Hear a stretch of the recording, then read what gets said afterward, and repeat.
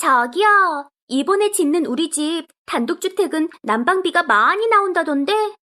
잠깐만 기다려봐. 이거다! 에코 온돌 매트! 응? 그게 뭔데? 우리같이 신축하거나 발코니 확장할 때 온수파이프 위에 시공해서 난방비를 절약시켜주는 제품이래. 열전도가 좋은 알루미늄과 동으로 만들어서 방바닥 골고루 열을 퍼지게 하는구나. 크랙 방지에 수맥 차단 효과까지 있다니 예민한 우리 부부에겐 딱이겠는걸? 게다가 유명 브랜드 아파트에 들어간 제품이라 믿을 수 있다고. 초록창에서 에코 온돌 매트를 검색하세요. 안녕하세요. 그린카입니다. 그린카는 지적 운전을 위한 폭넓고 간편한 카쉐어링 서비스입니다. 언제 어디서나 스마트폰만 있으면 내 근처 가까운 곳에서 원하는 차를 쉽고 빠르게 빌릴 수 있습니다. 10분당 단돈 1,000원대로 만날 수 있는 드라이빙의 신세계. 지금 바로 5분 안에 내 차처럼 그린카를 만나보실 수 있습니다. 그리고 이 방송을 듣고 계신 분들, 회원가입하실 때 추천 코드에 지적 운전을 입력하시면 그린카 3시간 무료 이용권을 받으실 수 있습니다. 지금까지 대한민국 넘버원 카쉐어링 그린카였습니다.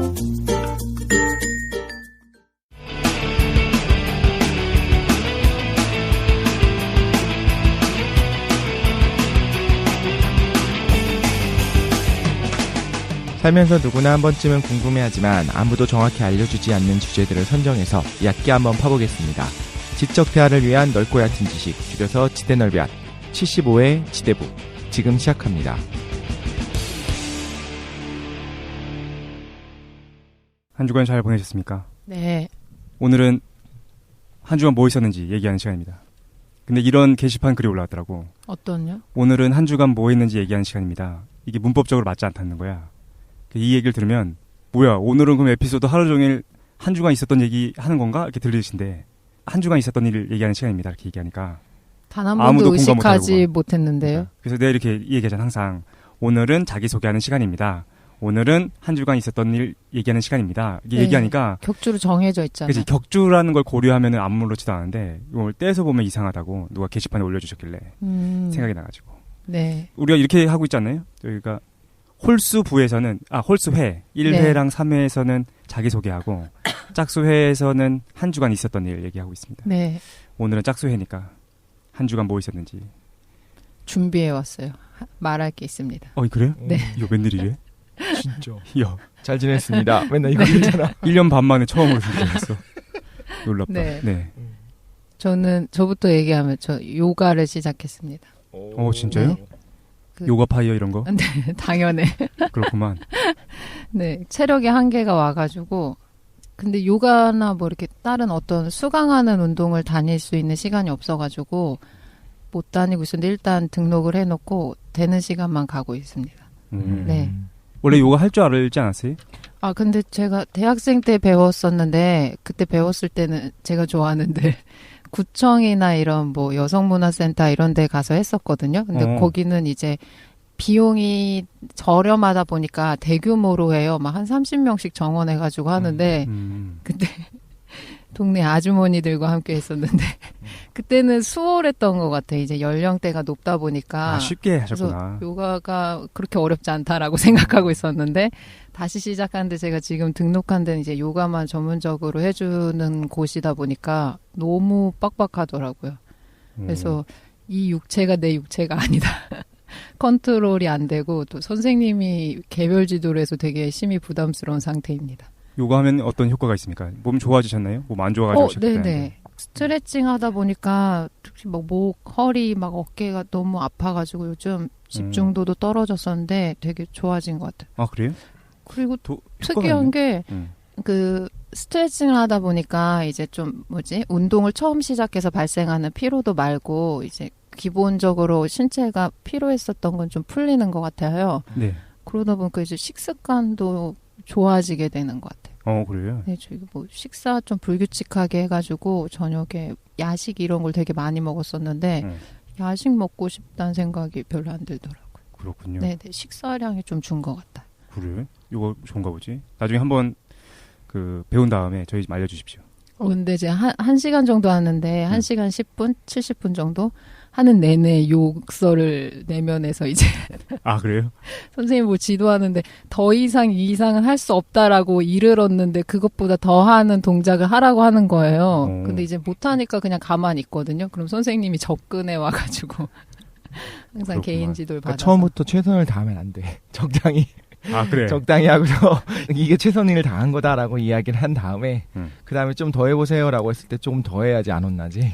진짜 네, 처음부터 정직하게 그러니까. 한계까지 갔는데 더 하라고 하면 근데 이제. 요가 선생님이 어쨌든 저보다는 연령이 낮으실 텐데 연령이 젊어 보이세요. 아, 네네. 그래. 20대 정도 보이시는데 동안이실 수도 있지만 저한테 항상 하시는 얘기가 굉장히 편해 보이시네요. 이러면서 접근해 와요. 요가 아니야? 네, 군대에서 요가, 얘기하는 요가. 거잖아. 야, 편해 보이네? 근데 저 진짜 그러니까? 힘든 상태거든요. 그러면 막 그 거부할 수 없으니까 열심히 하고 있습니다라고 그렇군요. 얘기합니다. 일주일을 보람차게 보내셨네? 네네. 대단하십니다. 다른 분들은 어떻게 보내셨습니까? 저는 뉴스 새로운 게 나와가지고 좀 봤는데 뉴스를 뉴스? 좀 구체적으로 얘기하지 않고 그 관심 있는 게 하나 있었거든요. 양자 얽힘이 항상 관심 있었는데 하지마. 요번에 보니까 양자 얽힘이 사실로 좀 증명되는 실험이 있었다. 그게 나오더라고요. 양자 얽힘 좀 설명해줘. 양자 얽힘이 뭐야? 양자 얽힘을 설명하려면 좀 전체적인 내용을 알아야 돼요, 저희가. 그래서 오늘 하기엔 좀 쉽지 않을 것 같고. 아, 그래요? 칠판. 근데 일단은 나중에 독실이가 양자 얽힘에 대해서 양자 역학할 때 자세히 해주면 될 것 같은데 아주 쉽게 얘기하면 뭐 어떤 거냐면은 또 후려친다. 아주 진짜 후려쳐가지고 양자 근데 얽힘을 한 3-4문장으로 죄송한데 최 사장님은 과학 쪽에 관심이 많은 게 신기해요. 이게 독실님이 인문사회 쪽에 관심 있는 거랑 좀 비슷하게 왜냐 이거를 보통 과학적인 분야는 약간 진입장벽이 높잖아요. 몰라 잘. 근데 항상 되게 관심 있게 보시는 것 같아요. 내가 왜 여기 관심이 있는지는 이 얘기가 끝난 다음에 알게 될 겁니다. 네네. 양자 얽힘이 뭐냐 아주 쉽게 얘기하면 뭐냐면은 소립자가 쌍으로 존재하는 이미 어려워. 소립자부터 어려워. 소리 그만둬. 조그만 거 아주 조그맣게 자르면은 소립자가 조그만 되면 거. 아주 조그만 애들은 쌍으로 존재할 수가 있거든요. 그러면서 어떻게 하냐면은 이 쌍으로 존재할 때 얘네들을 극단적으로 거리를 멀게 만들어도 예를 들어서 그래서 원래는 A, B가 같이 있었어. 근데 A, B의 거리를 점점 키우는 거야. 그래서 A는 서울에 있고 B는 부산에 있게 거리를 멀리 띄웠어요. 소립자를. 근데 소립자는 원래 항상 쌍으로 있어요? 아니 그렇진 않아요. 아, 쌍으로 만들 수 있어요. 만들 수 있는 거야. 새로 아. 만들어질 때 전자를 쌍생성을 시키면 이제 하나는 스핀이 뭐 업스핀, 하나는 다운스핀 이런 식으로 만들어져요. 근데 스핀은 실제로 자전하고 있는 그 스핀이잖아요. 돌고 네네. 있는 거. 실제로 돌고 있는 건 그건 아닌데 아니야. 그런 식으로 이제 표현을 하죠. 두 개가 항상 쌍으로 만들어져요. 뭔지는 모르니까 이제 이름을 붙인 거야. 알아들었다고 스핀. 할게요. 네. 그래서 예를 들어서 아주 쉽게 얘기해서 A랑 B를 부산과 안 서울로 그래 부산으로 놨어. 저거는 쉬워요. 저 비유는데. 아 그래서 됐어. 왠지 그러면서 이해한 것만 같다. 이 쌍으로 존재하는 애들이 어떻게 움직이냐면은 즉각적으로 움직인다는 게 양자 얽힘에서 하는 얘기거든. 아, 동시에? 그렇지. A를 예를 들어서 업 시켰어. 위로 보냈어. 그러면은 반대로 부산에 있는 B는 B도. 다운을 해야 되는 거야. 여기서 말하는 건 실제로 운동량은 아닌데 실제로 운동하는 걸 생각해 봅시다. 쌍으로 존재하는 전자 소립자들은 꼭 반대로 움직이게 돼 있는 거야. 그래서 서울에서 위로 올리면 즉각적으로 부산에서 아래로 내려와야 돼.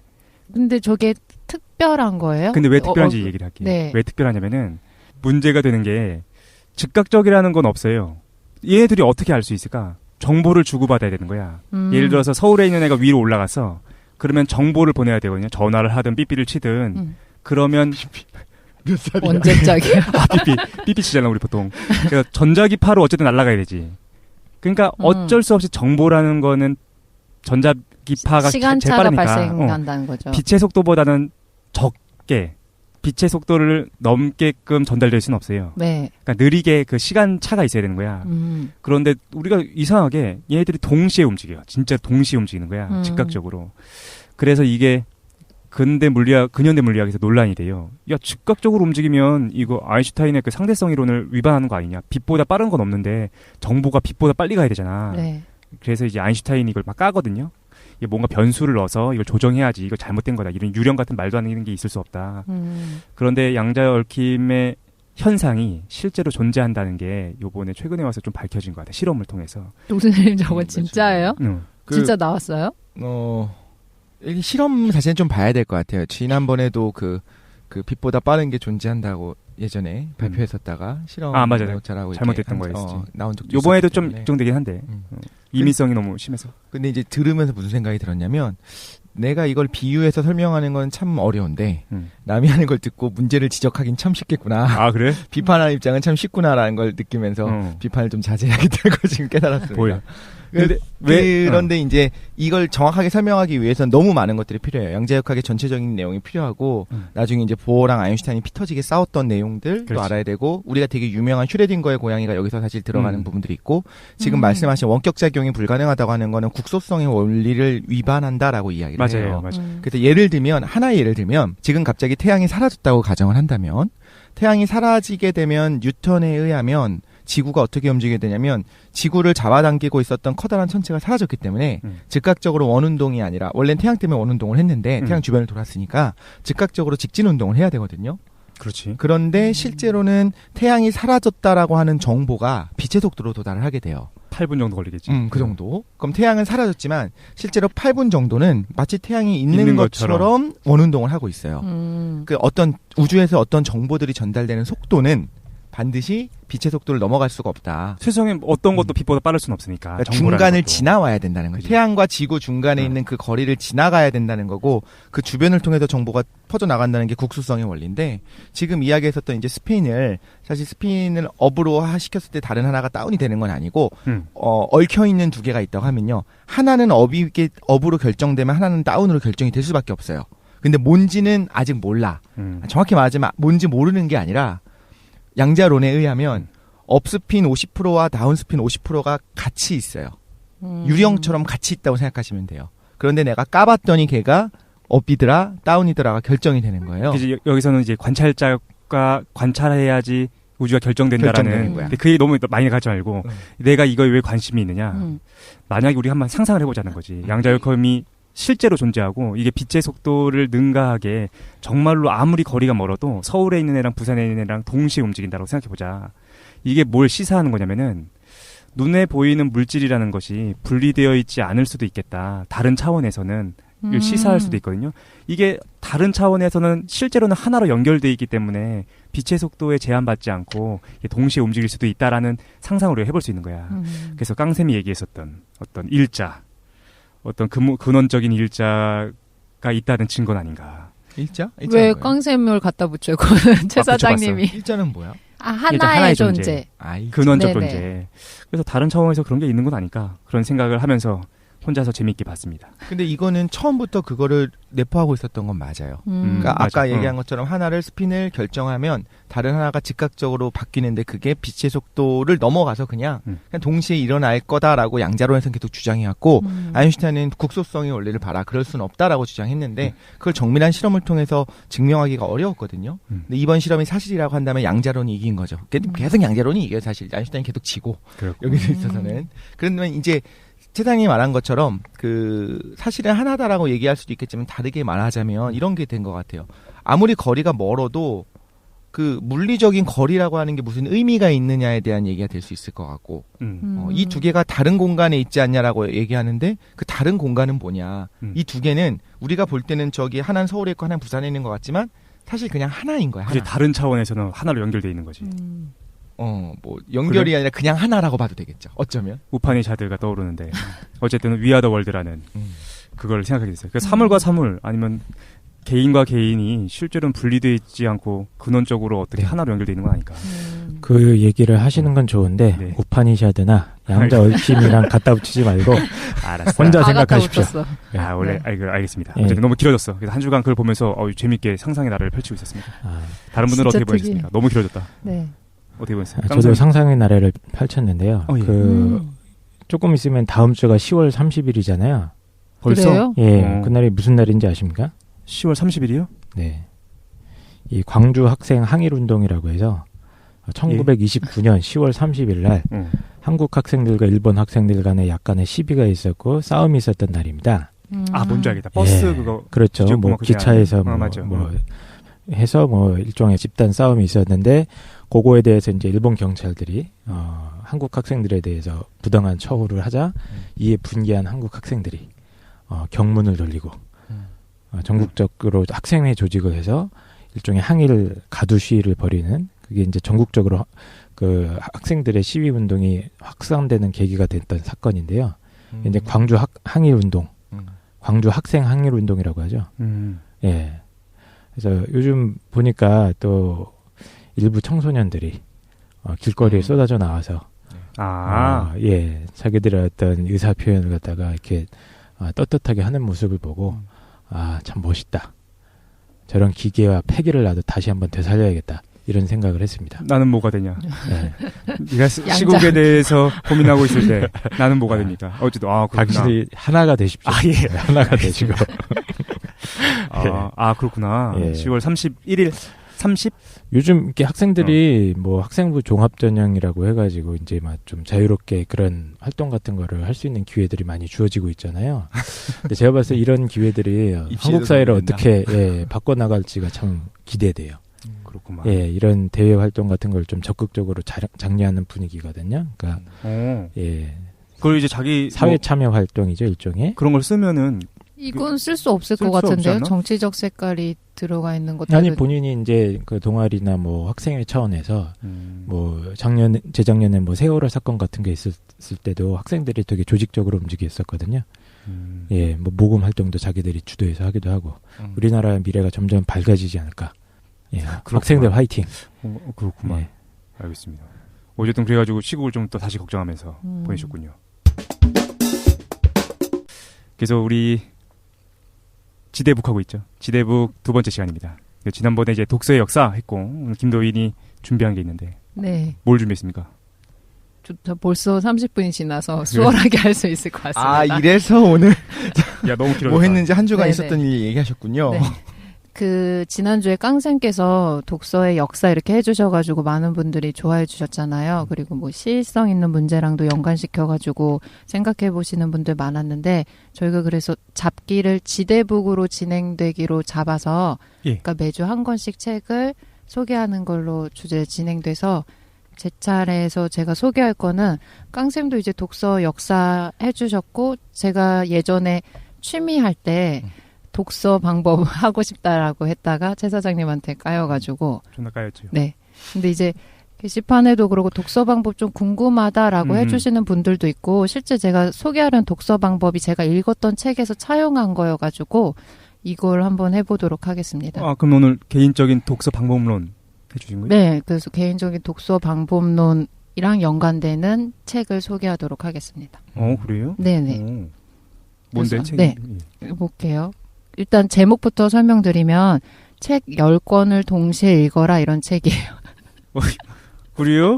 소개하고 싶지 않다 이 제목. 네. 전형적인 자기계발서의 이제 제목 같은 거고 그다음에 그렇게 막 이슈화된 책은 아니었어요. 베스트셀러나 이 사람의 저자가 나루케 마코토라는 일본 사람이에요. 그래서 일본에서는 이 책이 굉장히 이슈화됐던 책인데 이 사람이 왜 이슈화됐냐면 이 방법론보다 이 사람의 실적이 되게 뛰어나요. 인류대학 출신이 아닌데 35살에 마이크로소프트 일본 지사 사장으로 취임하게 되거든요. 27살이에요? 35살. 네네. 우린 뭐 하고 있는 건가? 예. 네네. 그래서 이거에 대한 이력 때문에 이제 유명해지니까 너무 어린 나이에 취임되고 이게 아시아에서는 거의 최연소라고 하더라고요. 그러니까 이제 이 사람이 자기 성공 요인을 밝히면서 나는 초병렬 독서법을 통해서 성공했다라고 밝혀서 이게 이슈화가 됐어요. 그래서 요걸 소개하려고 하는데 뭐 유명하면 똥 싸도 괜찮으니까. 거기다가 그 제목부터 시작해서 네. 앞에 초가 붙는 것까지 너무 일본 느낌이 나. 그래요? 알겠습니다. 네네. 초사이언 이런 거. 네. 오늘 한번 물고 뜯고 즐기는 시간 한번 가져보도록 하겠습니다. 오랜만에 한번 뜯어봅시다. 정말 네. 제가 이 책 내용을 그대로 소개할 건 아니고 그 유용하다고 생각하는 방법론이랑 연관시켜서 얘기를 진행하려고 하거든요.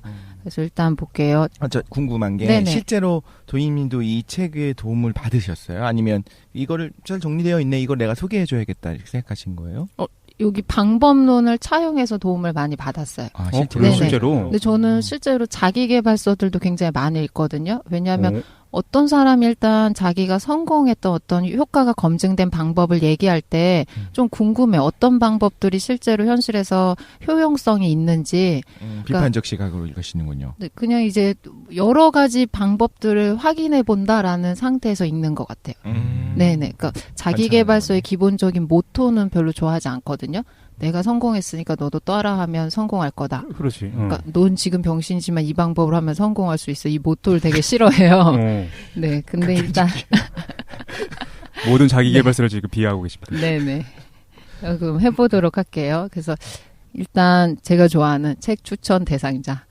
이거를 읽으면 도움이 된다라는 분들이 새로운 독서 방법을 뭐 찾고 계시는 분들 있잖아요. 게시판에도 이제 문의하셨던 분들이 계셔가지고 그러면 필요하고 창조적인 아이디어가 특히 필요한 직업에 종사하는 분들 이 책 읽으시면 좋습니다. 근데 이 책 자체가 좀 서술 방식이 되게 오만하게 쓰여져 있기 때문에 책을 사서 읽으시는 것보다 제 그냥 방송만 들으시면 될 것 같아요. 아, 그래요? 네네. 창조적인 일을 하셔야 되는 분들이라 하면 미래 창조과학부 직원들 네네.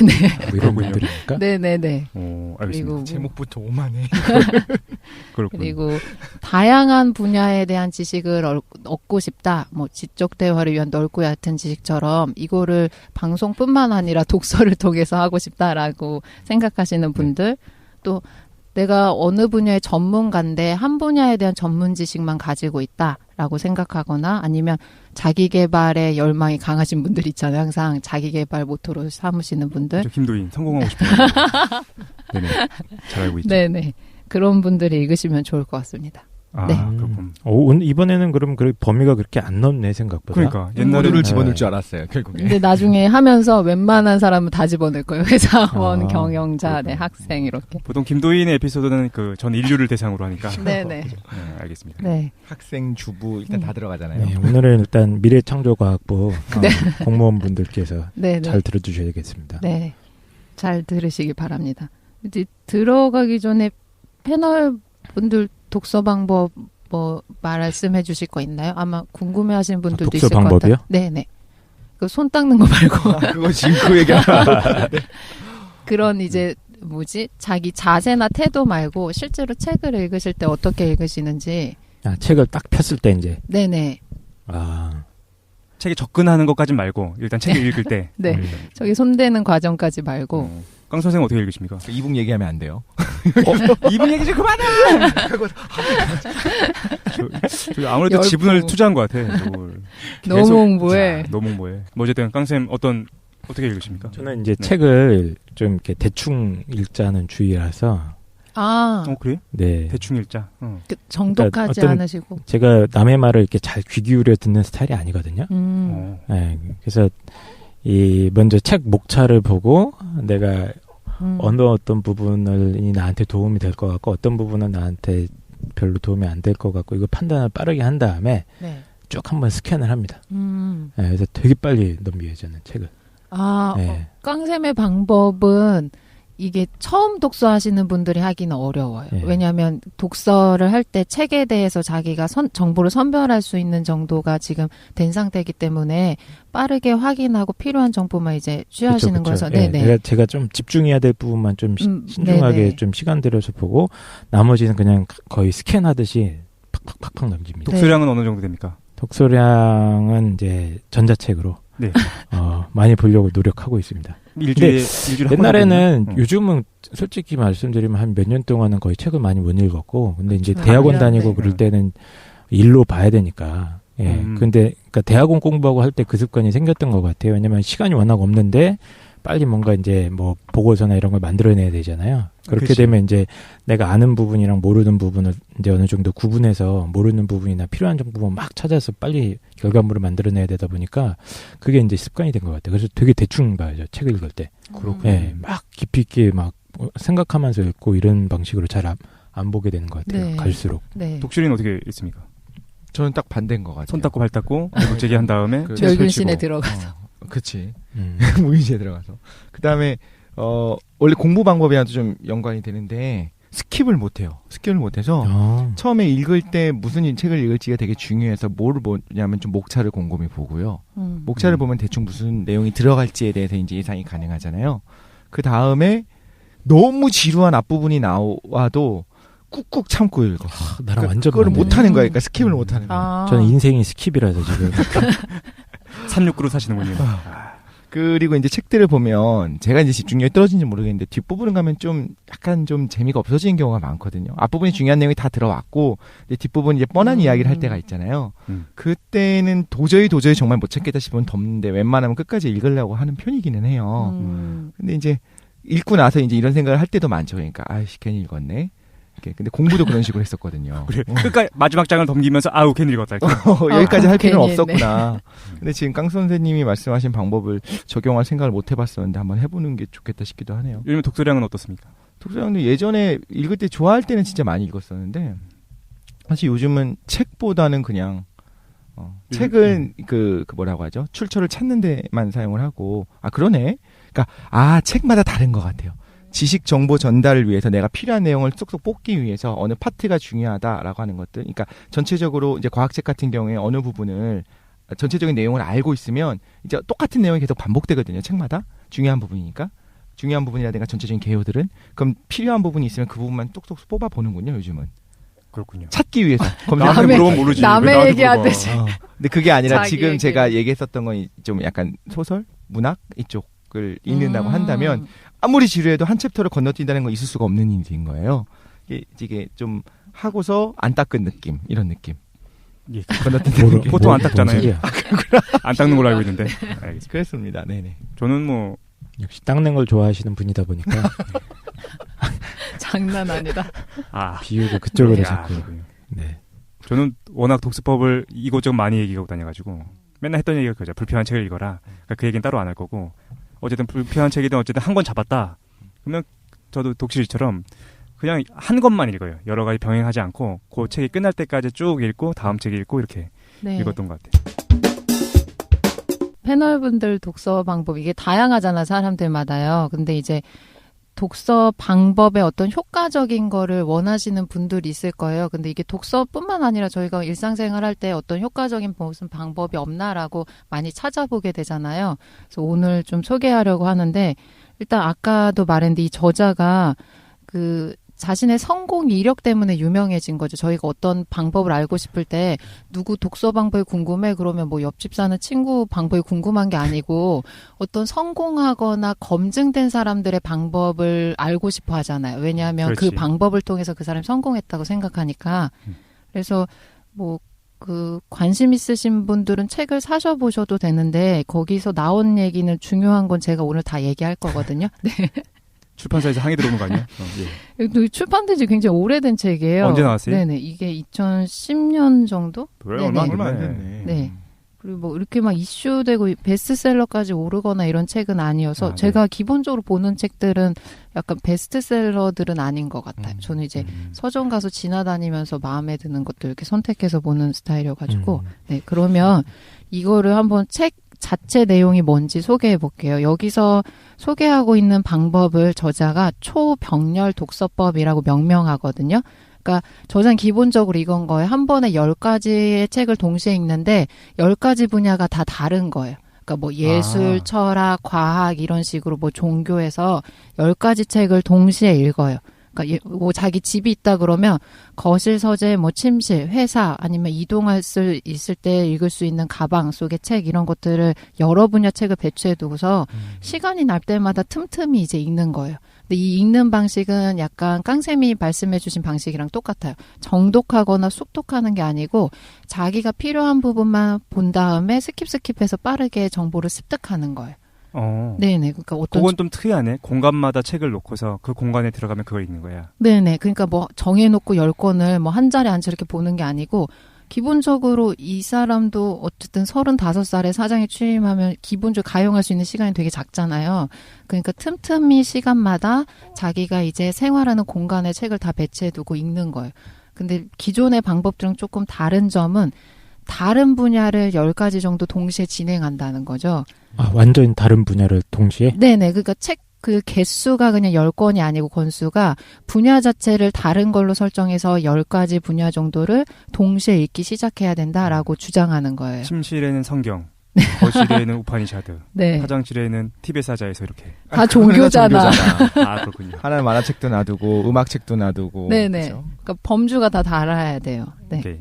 독서 시간이 따로 정해져 있는 게 아니고 출퇴근 뭐 준비하는 시간 이 사람 좀 특이하게 TV 보다가도 광고가 나오면 책을 읽는다고 하더라고요. 일부러 집중을 못하게 막는 거네요.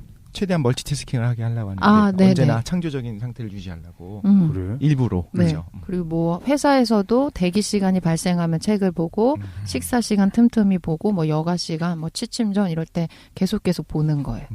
화장실에 놔둔 책은 아무리 재밌고 더 보고 싶어도 끝나면 나가야 되잖아요. 그러니까 억지로라도 끊고 그러니까 책 읽는 걸 끊고 자기가 조절해서 천천히 내보내면 되지. 잘 닦고. 되게 안 좋대요. 그래. 그게. 장난 아니다. 천천히 내보내는 거야, 천천히. 네. 잘 딱. 알겠습니다. 그래서 이 사람이 자기 이 방법을 통하면 쉽고 빠르게 아주 많은 분야의 지식을 섭렵할 수 있고 이게 창조적인 이제 인재로 성장하는 발판이 된다라고 봐요. 그리고 이 사람의 기본적인 마인드는 어떠냐면 그 근로자의 마인드는 아니거든요. 회사원의 마인드가 아니에요. 이게 출발할 땐 회사원으로 출발했는데 이 사람이 대기업에 입사해서 출발한 것도 아니고 그냥 중소기업부터 이제 시작하기 시작했어요. 인류대 출신도 아니기 때문에 중소기업에서 일하다가 이게 실적이 이제 성과가 뛰어나니까 성공한 케이스거든요. 네네. 일단 이 방법이 자기가 중요하다라고 봐요. 그리고 마인드가 지금 제가 근로자가 아니라고 한 게 읽어보면 예전에 기요사키 책 읽으신 분들 부자 아빠 가난 아빠 읽어보면 네. 꼭 이제 생산수단 소유 여부로 나누고 아무리 고소득 전문가여도 그 사람은 근로자에 해당시키잖아요. 맞아요. 이 사람도 마인드가 똑같아서 아무리 고소득이고 성공하고 사회적으로 이슈화되는 인재라고 해도 어떤 분야에 대해서 이전에 없었던 창조적인 결과를 산출해내지 못하면 그 사람은 그냥 일개미일 뿐이라고 말하거든요. 네. 네, 그래서 마인드 자체가 조금 거슬릴 수도 있어요. 그냥 거만하네. 읽으시면. 네, 거만한 태도가 있어서. 날 불편하게 만드는 책이야. 네네. 빠따가 좋아. 저자 데리고. 네네. 그러니까 우리가 사장이 안 되는 거야. 일개미일 뿐인데. 네네. 그래서 너의 지금 뭐 생활 상태나 소득 수준 그리고 너가 지금 속하고 있는 상황을 바꾸고 싶으면 그러니까 독서량을 늘려라 라는데 기존의 독서량과 다른 방법은 다양한 분야를 섭렵하는 그 독서량 자체가 압도적으로 많이 늘어나야 된다라는 거예요. 아, 그러니까 네. 본인이 스스로 이 책 앞부분에 자기가 독서로 성공했다 이렇게 밝히는 거예요? 네네. 그거 하나만 꼽아요. 이걸 이제 초병렬식 독서법. 네네. 그래서 이걸 구체적으로 이제 말을 들어가기 전에 제가 독서 방법에 대해서 얘기하고 싶은 게 있거든요. 예. 네. 그러니까 저도 좀 약간 게으른 스타일이어서 학교 다닐 때는 또 그러지 않았지만 뭐 20대 내내 뭘 되게 추구했냐면 제가 자기계발서들을 많이 확인한 것들이 효과적인 방법론을 알고 싶은 거예요. 왜냐하면 노력은 별로 하고 싶지 않은데 그 성과를 내고 싶으니까 어떤 유용한 방법이 있을 거라고 생각했어요. 네, 그래서 그러니까 투자 대비 이익이 크게 발생할 수 있는 방법론만 내가 습득하면 노력하지 않아도 어떤 특정 일들을 잘할 수 있을 거야라는 마인드가 있어가지고 자기 개발서를 그래서 많이 읽었구나. 네네. 그래서 어쨌든 한 번씩 검증된 방법이니까 그게 꼭 나한테 적용되지 않더라도 효과가 있을 거라고 생각했거든요. 근데 자기계발서들이 이제 여러 가지 유형들이 있겠지만 제가 분석하기에 기본적인 자기계발서들의 모토는 제가 명명한 건데 채찍과 당근식이거든요. 그러니까 일단 후려쳐요. 이 사람의 마인드도 똑같은데 그러니까 그 자기계발 읽는 사람들의 심리는 어떨 거냐면 지금 내가 뭔가 부족한 부분이 있으니까 보완하고 싶은 심리가 있는 거잖아요. 그러면 그 부분을 건드리는 거예요. 너 지금 소득 수준 낮지? 너 지금 되게 생활이 병신같지? 너 지금 뭐 생활하는데 불만족스럽지? 너가 지금 특정한 전문적인 능력이 없지? 이런 식으로 얘기를 하는 거예요. 예. 근데 기본 저희한테 왜 그러십니까? 근데 기본적으로 이러면 사람들이 화가 나거나 기분이 나빠야 되는데 자기계발서를 묵묵하게 읽는 이유는 뭐냐면 이 사람이 나를 병신 취급하지만 뭘 줄 거냐면 당근을 줄 거란 말이에요. 아, 욕쟁이 할머니 같은 건가? 네, 욕하지만 감자탕 같은 거 준다. 그건 내 돈 주고 사는 거. 아, 그렇군요. 네. 이게 아니고요. 그러니까 지금 나한테 욕을 하고 있지만 저 사람이 자기가 성공한 비법을 나한테 알려줄 거니까 모욕을 참고 듣는 거죠. 근데 저는 이런 태도가 좋다고는 생각하지 않거든요. 그리고 이분이 초병렬 독서를 통해서 성공한 거는 실제로 자기 삶으로 검증된 거지만 모든 사람이 이 사람의 방법을 적용하기는 좀 어려워요. 그래가지고 일단 그거를 확인하고 보셔야 되고. 자기개발서에 두 가지가 있다는 거네. 채찍형이 있고 당근형이 있는데. 아니요. 언제나 두 개가 같이 채찍 있다는 당근형이죠. 기본적으로는. 너가 부족하다는 걸 인지시켜주고 사람들한테, 독자들한테. 채찍 당근형이라고. 원래 모든 자기개발사가 기본적으로 채찍 네, 당근형이다. 모토가. 네, 그리고 내가 지금 성공했으니까 내 비법을 특별히 알려줄게. 따라하면 너도 병신 상태를 벗어날 수 있다. 이런 식으로 전달되잖아요. 그렇게 쓰면 되는 거구나. 알겠습니다. 네네. 그래가지고 하는데 이분은 이제 초병렬 독서를 자기가 되게 자부심 있게 강조하는 게 자기가 어떤 특별한 배경이 없는 거예요. 좋은 집안도 아니고 인류대학 출신도 아니고 특정하게 뛰어난 이제 뭐 능력을 가지고 있었던 것도 아닌데 오히려 이 독서 방법을 통해서 창의적인 1% 인재 안에 들었고 나는 이제 근로자가 아니고 사용자 입장이다라는 거죠.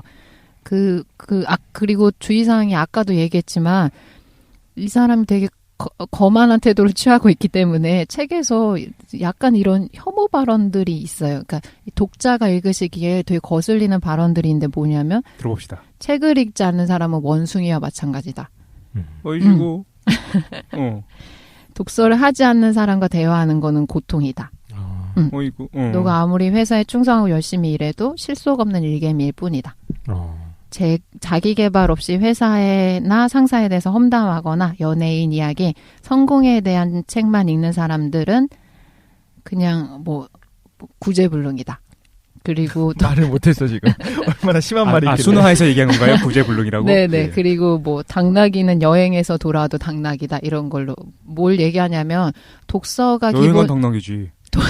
예, 알겠습니다. 독서가 전제돼 있지 않으면 자기가 아무리 많은 견문이나 경험치가 있어도 그게 자기 능력을 향상시킬 수 없다는 거. 예를 들어 제가 세계 일주라고 돌아왔어요.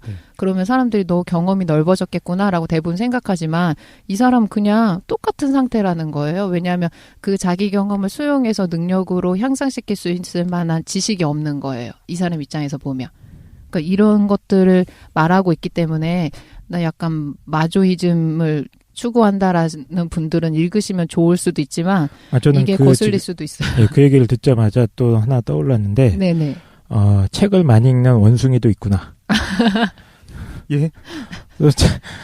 책 많이 읽은 사람 중에도 대화하는 게 고통스러운 사람이 많구나. 이 생각을 맞아. 했거든요. 저도 그 생각을 했어요. 이 사람 뭘 놓치고 있냐면 예를 들어 이분 특정 인물을 자꾸 지목해서 초병렬 독서법을 했으면 자꾸만 이름 같아. 초병렬 씨가 쓰신 독서법. 전혀 그렇게 생각 못했는데. 그래서 저거 초병렬 그래가지고. 네. 어쨌든 사람에 대한 이해도도 넓혀지면 이렇게 평가하는 말을 하면 안 되는 거죠. 기본적으로 그러니까. 어떤 인격에 대한 모독이니까. 그러니까 독서 소용없구나. 증명됐습니다. 독서가 소용없다. 컨셉이겠지. 네네. 일부러. 컨셉인가? 그래서 제가 이거 주의사항을 말하는 이유가 예전 이제 기본의 자기 개발서들의 모토가 이런 식이고 채찍 당근형이고 그리고 빈정상할 수 있는 부분들이 많기 때문에 그런 내용들은 그냥 스킵하시고 유용한 방법론만 보시면 돼요. 그냥 정보서라고 보면 되고 감정적인 거를 배제하시고 보면 될 것 같아요. 네. 그 다음에 또 두 번째로 제가 강조하고 싶은 건 어떤 거냐면 방법론에 대한 숭배를 하시는 분들을 조금 얘기해보고 싶은데 제가 그랬었거든요. 아까 얘기했던 것처럼. 방법론. 네네. 그러니까 진짜 조금만 하고서 겁나 큰 성과를 얻을 수 있는 방법 같은 걸 항상 찾다 보니까 어떤 게 있냐면 나중에 깨닫게 된 게 그런 거는 없는 거예요. 그러니까 예를 들어 제가 공부를 잘하고 싶으면 공부 잘하는 아이들의 방법을 뭔가 효과적인 걸 듣고 싶어 하잖아요. 네. 뭐 서울대 합격생이나 뭐 카이스트 합격생이나 그러면 쟤는 도대체 어떻게 공부해서 저런 데 간 거야? 궁금할 수가 있어요. 근데 기본적으로 방법론만 쫓다 보면 놓치게 되는 게 뭐냐면 어쨌든 훈련량이 있어야 돼요. 훈련량이 거의 없는 상태에서는 어떠한 효과적인 방법론을 대입해도 다른 사람보다 뛰어난 결과를 상출할 수는 없거든요. 그러니까 그걸 한번 생각해 보는 게 필요한 것 같아요. 훈련요? 네, 예를 들어 독서도 뭐 유용한 독서 방법을 알고 싶어 초병렬 독서 방법 하면 성공한대 이렇게 해서 사람들이 따라하려고 하잖아요. 근데 이 사람이 이 특정 방법이 너무 효과적이어서 성공했다기보다 저는 어떤 특정 방법을 갖고 있는 사람들은 시행착오를 통해서 자기가 경험해 본 것들이 많거든요. 그러니까 다른 사람보다 그 부분에 대해서 누적된 훈련량이 되게 많은 거예요.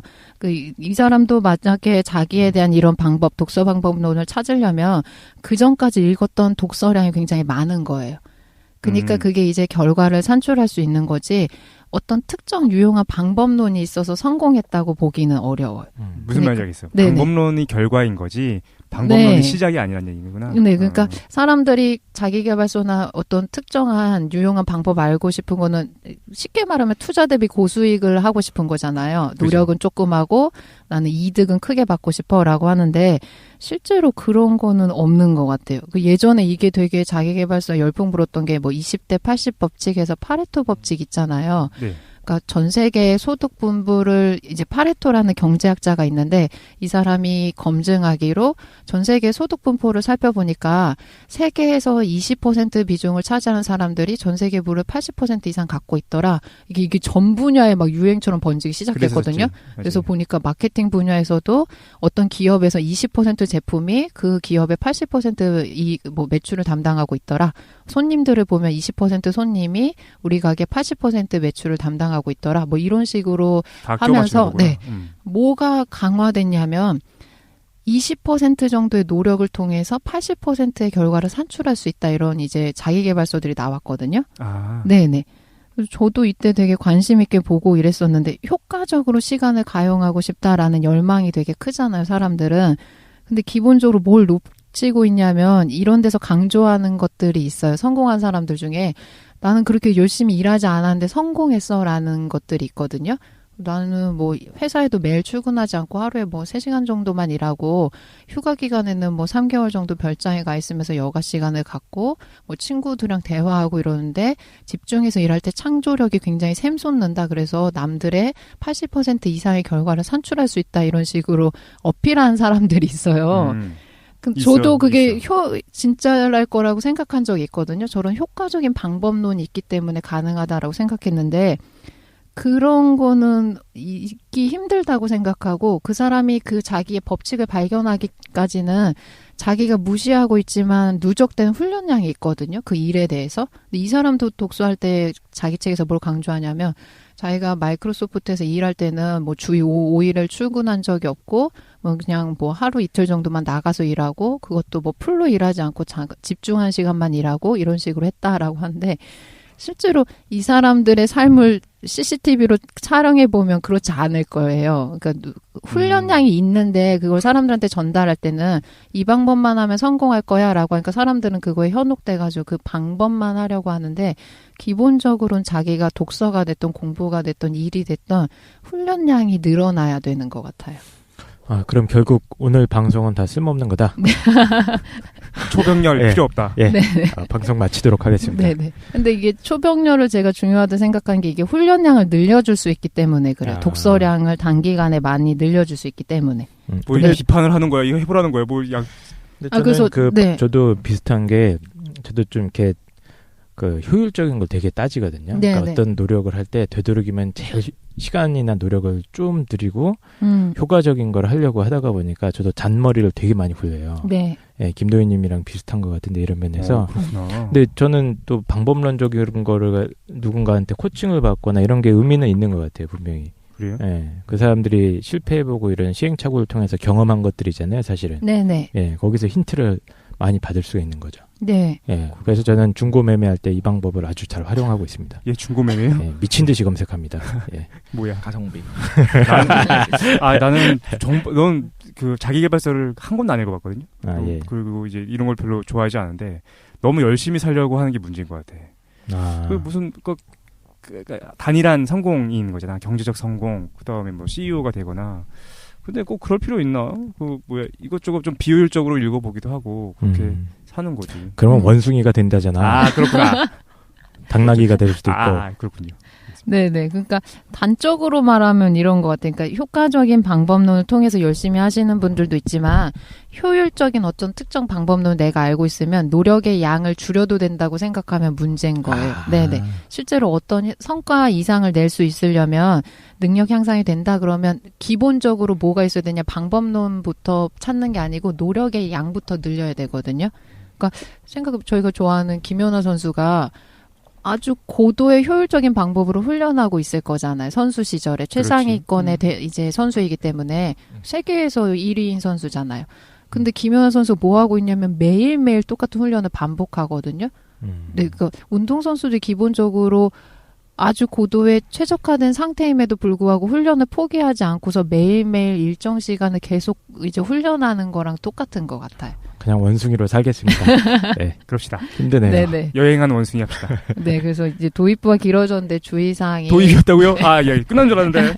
도입이었구나. 알겠습니다. 네. 그러니까 자기소개서를 이제 보실 때 필요한 방법만 이렇게 차용해서 보시는 거 좋고, 두 번째로 효과적인 방법도 물론 되게 중요한데, 어떤 거에 대한 성과를 이루고 싶다라는 목적이 있으신 분들은 그냥 취미로 독서하시는 건 상관없는데, 그러신 분들 기본적인 독서량이 많아야 되는 것 같아요. 일단 그 얘기죠. 그러면 그러니까 그 초병렬 독서법이라는 거를 읽을 때 아니면 자기계발서 보편적으로 자기계발서 읽을 때 비판적으로 읽는 게 좋겠다. 내가 도움을 받을 수 있는 부분을 읽고 거기서 말하는 게 이제 전부가 아니니까 그걸 주의해서 읽어라라는 게 김도인의 말씀이신 것 같습니다. 네. 도입이었군요. 도입이었습니다. 어쨌든 책을 그럼 소개를 해주시죠. 네. 네, 그럼 책 소개하도록 하겠습니다. 이게 효과에 대해서 만든 방법론은 그냥 그거에 아까 얘기한 것처럼 10가지 분야를 동시에 읽고 그리고 완독하는 게 아니고 스킵 필요한 정보만 이제 취사 선택해라. 근데 제가 아까 깡쌤 얘기해 주실 때도 말했지만 전혀 독서량이 없고 이제 지금 처음으로 독서를 시작해 보려고 하신다라는 분들은 처음부터 이렇게 스킵해서 내용을 선택해서 읽으시기는 어려워요. 그치? 네네. 왜냐하면 자기가 중요하고 중요하지 않은 거를 판단하려면 기본적으로 정보에 대한 검색량이 있어야 되거든요. 근데 그 선별할 수 있는 거는 기초적인 독서량이 어느 정도 있어야지 가능한 거여서 처음에 해보실 때는 그냥 처음부터 끝까지 힘들어도 그냥 읽히는 데까지 읽어보는 게 중요한 거예요. 그리고 독서량이 일단 기본적으로 좀 점차적으로 늘어나야 되고, 네. 가장 효과로 꼽는 게 이 사람이 창의적인 아이디어가 생긴다는 거거든요. 그래서 뭐라고 얘기하냐면, 여러 분야 책들을 동시에 읽으면, 이렇게 검증해서 말하는 건 아닌데, 내 다양한 부분에 대한 자극이나 활성화가 가능해지기 때문에 창의력이 증진된다. 그리고 이거는 뭐 회사를 운영하는 사람뿐만 아니라 특히 회사원의 경우는 일정 공간에서 여러 사람들과 대면하고 자기 일을 설득시켜야 되는 그런 역할들이 있잖아요. 내가 그렇지. 이 일을 하기 위해서 뭐 다른 업무 부서에 대해서 뭐 협업을 구하거나 이거에 대해서 요청하거나 이런 일 처리를 하려면 그만큼 일 처리 능력이나 다양한 분야와의 소통 능력이 중요하다는 거예요. 그게 뭐냐면 다 창의력이랑 연관된다고 보거든요, 이 사람이. 그리고 또 일을 할 땐 항상 저희가 예상한 대로 진행되는 게 아니니까 예측 불가능한 변수에 대해서 해결할 수 있는 능력이 있어야 되는데 그게 향상되는 게 이 독서법이다 이렇게 밝히고 있어요. 그다음에 그리고 이 사람의 모토 되게 특이한 게 다른 사람이 하는 거를 절대로 하지 말라고 하거든요. 그러니까 이 사람이 독서법도 이렇게 다르게 접근하는 이유가 남들이 알고 있는 정보를 내가 알고 있으면 남들이 아는 정도만 안다는 거예요. 그러니까 그 남들과 다른 창의적인 생각을 할 수 없다는 거예요. 그래서 기본적으로 남들이 있는 베스트셀러 같은 것만 읽거나 아니면 남들이 가는 맛집을 따라가서 하거나 아니면 유행하는 패션을 똑같이 입거나 이런 거는 그냥 원숭이처럼 행동하는 거라고 봐요. 남들이 하는 초병렬 독서법을 하거나 그러면 안 된다. 네네.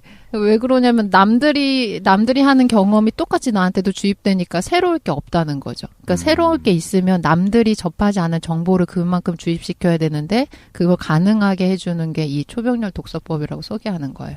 근데 이분이 창의적인 아이디어가 생길 거다라고만 이제 말하고서는 이거를 이렇게 검증해서 얘기하진 않거든요. 검증할 필요가 없잖아요. 자기 성공 이력이 있으니까. 그치, 자기는 사장이 됐는데.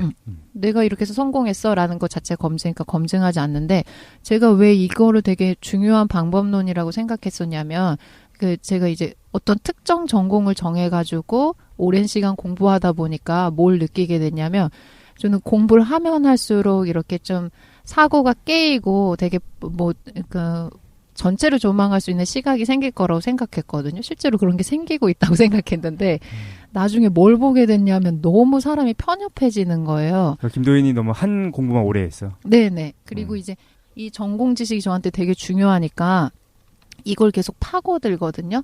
그래서 이걸 동양철에서 뭐라고 하냐면 천착된다고 하는데 어떤 전문가는 그릇이 되기 쉬운 거야. 아주 고도로 정교하게 잘 만들어진 그릇. 그러니까 그 분야에 대한 건 아주 정교하게 담아낼 수 있지만 그 외의 거에는 아주 꽉 막힌 사람이 되기 쉽죠. 그래서 어떤 분야에 특정 분야에 성공하신 분들 보면 대단하신 분들이지만 실제로 개인적으로 소통하다 보면 대화가 잘 안 될 때가 있거든요. 그렇거나 아니면 굉장히 편협한 시각으로 세상을 보시는 분들이 있어요. 그걸 이게 한 분야에 대해서 너무 몰두해서 그런 것 같기도 해요. 그런데 그분들이랑 얘기할 때는 우리가 좀 비율을 맞춰드려야 돼. 전문가니까. 예, 맞습니다. 맞습니다. 네네. 그러니까 그게 점점 강화되는 것 같기도 해. 그러니까 자기 편협한 생각이 실제로 다른 사람 만나서 깨져야 되는데 자기는 네. 진짜 이 분야 전문가니까 자기 얘기가 맞다고 계속 얘기하게 되고 네. 듣는 사람은 거기에 대해서 맞장구 쳐줄 수밖에 없고 네. 그게 좀 문제이기도 하고. 그러니까 자기가 한 분야의 권위자는데 그 분야 말고 다른 분야에서는 사실 별게 없는데 네, 다른 분야도 자기 다른 분야를 분야도 해석하려고 이제 하고. 좀 이렇게 그런 아집 같은 게 보이는 경향이 있죠. 맞아요. 누구나 다 마찬가지인 것 같아요. 근데 그렇지. 예. 전문가가 아니고 그냥 예. 하나의 인생을 살아가는 모든 사람들이 그쵸. 다 동일하게 예. 행동하는 거야. 다 같이 원숭이인데 좀 더 똑똑한 원숭이가 있는 거지. 예, 한 분야만. 네. 그래서 제가 이게 문제의식을 느껴가지고 그 당시에 이거를 보게 됐는데 뭐 성공하고 싶으니까 이걸 읽었다라는 건 아니었고 이게 내가 한 분야만 너무 파고서 문제였는데 독서할 때도 보니까 좋아하는 분야만 읽는 거예요. 당연히 이제 전공 지식에 대한 거를 대부분 읽게 되고 그렇지. 소설이나 문학 작품 그리고 관심 있었던 거 인문 그리고 그 당시에 이제 정치나 사회과학 쪽에 관심이 있어서 그 책을 조금씩 보기 시작했는데 어쨌든 인문과학 쪽에 한정되어 있는 거예요. 제가 보는 지식들이.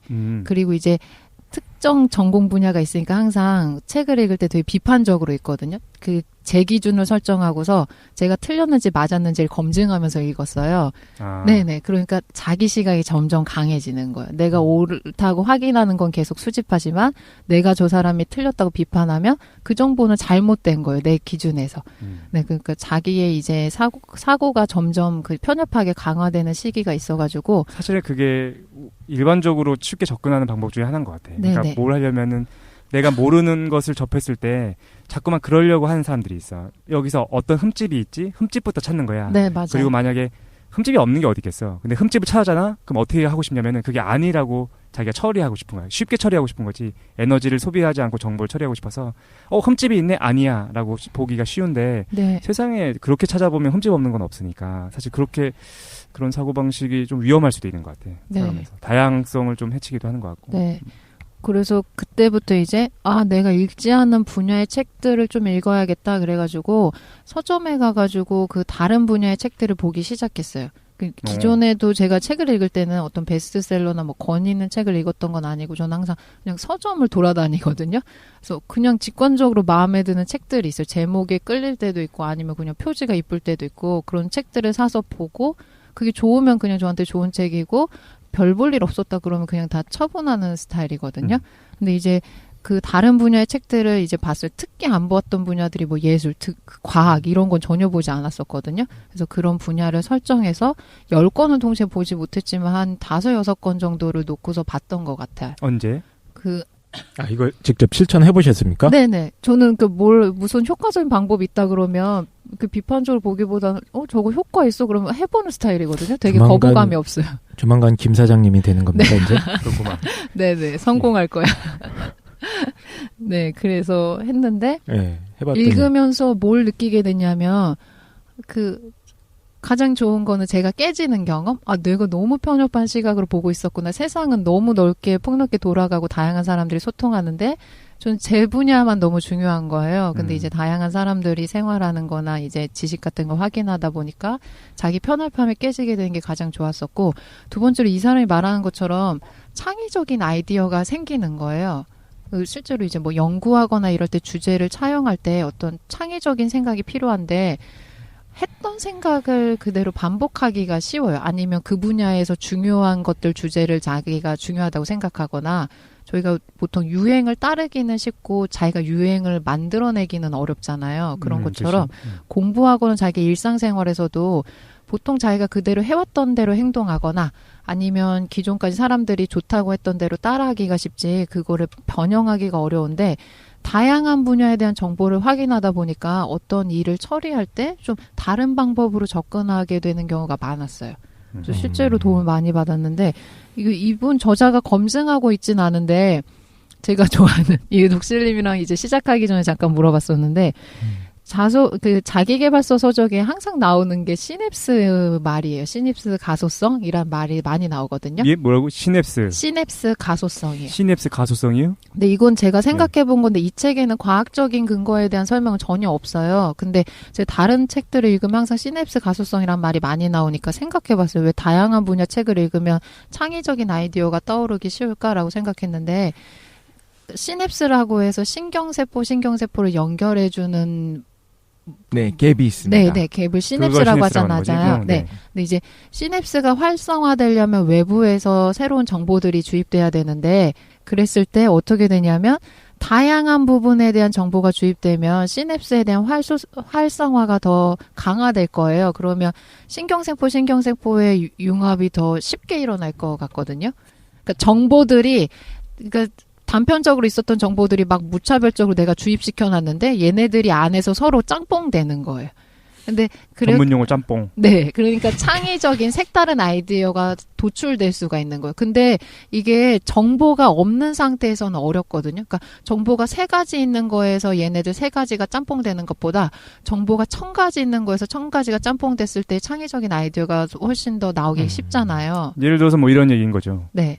예를 들어 모듈이라고 하지 않나? 모듈 단위로 정보가 저장된다고 해보자고. 종교 모듈이 있고 그 다음에 뭐 사회 모듈이 있고.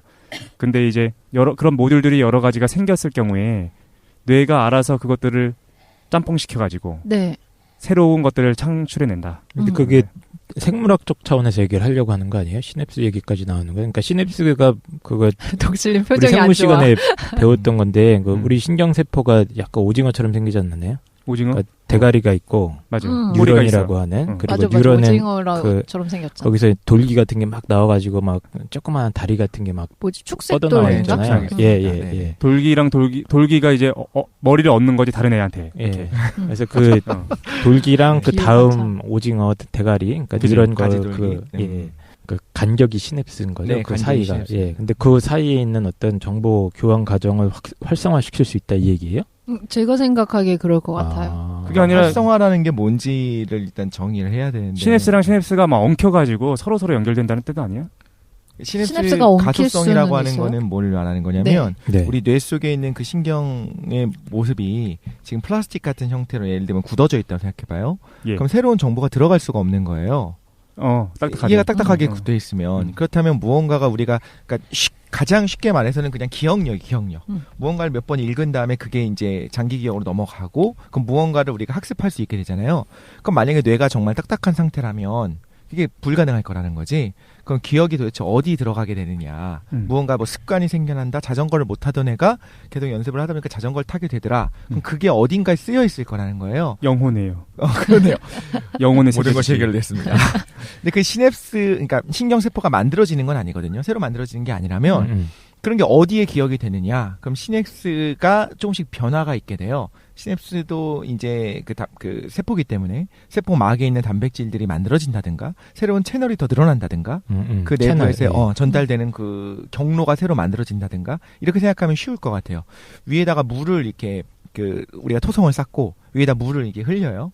그러면 새로운 경로로 어떤 물줄기가 생겨나겠죠. 그죠. 그다음에 새로 비가 오게 되면 새로운 물줄기가 또 하나가 생겨나게 될 거예요. 이런 식으로 신경세포가 매번 늘어나는 건 아니고 혹은 신경세포 안에 신경세포는 더 이상 나이가 어느 정도 들면 더 이상 늘어나지 않거든요. 그래서 신경세포 안에 무슨 예를 들면 DNA라든가 혹은 뭐 한글로 혹은 영어로 라틴어로 이렇게 쓰여 있을 리는 없잖아요. 기억이. 예. 기억이라고 하는 것들이. 그럼 그게 어디 있겠냐는 거야. 그럼 시냅스의 그 신경세포와 세포의 간극이라고 하는 그 갭에 무언가 새로운 단백질이 나타난다든가 채널이 나타난다든가 하는 식으로 변화가 있을 거라는 건데, 문제는 제가 쭉 아까 얘기하기 전에도 좀 들었었고 지금도 이 얘기 들으면서 하는 생각이, 이분이 이제 초병렬 독서법은 했지만 제대로 된 그 과학책을 읽지 않았구나. 뇌과학 쪽은 읽지 않았구나. 뇌과학 쪽은 읽지 않았구나. 그리고 좀 이 책엔 나오는 내용이 아니라고 이 했어요. 책은 이 나오는 안 나와. 내용이 아니고, 안 네, 제가 나왔어요? 생각했을 때 그러지 않을까. 자기개발서들을 많이 읽으면 꼭 시냅스 얘기 항상 가소성. 나온다고. 아, 예. 그래요? 그 얘기를 하더라고요. 저도 이제 자기개발서를 전혀 안 읽기 때문에. 근데 이제 시냅스의 가소성, 시냅스에 대한 이제 공부를 하다 보면 이게 제가 이제 영향을 많이 받은 분이 그러니까 했던 거였어요. 자기개발서만 보면 예. 그 시냅스에 대한 이야기를 하면서 이걸 활성화시켜야 되고 뇌는 10%밖에 사용을 못하니까 나의 방법을 따라하게 되면 여러분의 뇌를 100% 사용할 수 있다라는 개소리를 그렇게 써 있었어요. 그러니까 그런 그래서. 개소리들을 하는데 이건 정말로 아무것도 모르는 사람들이 하는 말이다. 그러면서 모르겠어요. 그냥 이런 얘기들을 하더라고요. 시냅스를 활성화시키려면 막 머리를 이렇게 흔들면 안 됩니까? 그러니까 활성화가 뭐냐는 거지. 제가 물어보고 싶은 건 활성화라고 하는 게 도대체 뭘 활성화라고 이야기를 하냐. 영혼의 깨끗함. 아무것도 그런 아니, 거 그냥 자전거를 타려고 노력하는 어린 아이도 시냅스는 활성화되고 있는 거고요. 그러니까 이미 활성화가 돼 있는 거야, 누구나. 그렇다면 여기서 만약에 좀 이야기하는 게 엉켜있는 융합적인 상태, 융섭이라고도 하나요? 그 여러 가지 통섭, 여러 가지를 이제 융합한 상태로 이야기하는 것들을 이야기하는 건지 그거에 따라 좀 다른 것 같아요. 뭘 얘기하는 건지 잘 모르겠어. 근데 제가 이야기를 들을 때는 지금 오히려 몰입을 일부러 방해하는 식으로 한 분야에 대한 몰입을 방해하고 다양한 분야를 동시다발적으로 습득을 하게 되면 개별적으로는 여러 분야의 공통점들을 찾게 되면서 약간 짬뽕 형태로 지식이 들어올 거라는 거죠. 난 되게 단순한 논리에 의해서 그런 결과가 도출되는 것 같아. 어떤 게 있냐면 과학적 세계관에서 뇌가 지식을 담지하고 있다라는 걸 이미 상식적으로 누구나 알고 있는 거야. 그런데 이제 거꾸로 역추적해 보는 거지. 근데 우리가 지식들이 여러 가지가 있는데 지식들이 잘 섞이게 하는 걸 창의성이라고 그렇지. 말하고 싶은 거야. 그러니까 거꾸로 역추적해서 그렇다면 지식들이 뇌 속에 저장돼 있을 테니까 뇌 안에 있는 것들도 잘 섞여야 되겠구나. 그러니까 뭐 시냅스 가소성 얘기가 나왔겠지. 뭐. 뇌의 어느 부분에 뭐가 저장되고 어느 부분에 저장되고 이게 하는 게 아니라 일부러 단편화 조각들을 더 만들어 갖고 쫙 뿌려놓는 거야. 깨알같이.